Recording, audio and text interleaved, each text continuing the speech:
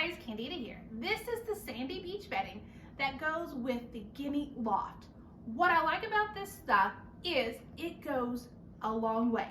So here's going to be the package that it comes in, and it just takes a little bit, but it does a great job at absorbing wetness and odors.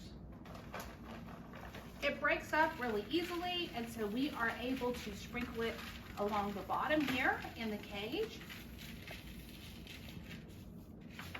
So as you can see, as it gets into the guinea pig cage, it does look like a sandy beach, and so we've sprinkled a little bit in here, and this will do a really good job of controlling odor and absorbing any liquids for a good week. We change the guinea pig cage out roughly once a week, and this has done a great job of keeping the odors down. That way we don't smell guinea pigs. Overall, I've been extremely happy with this Sandy Beach because I think a little bit goes a long way.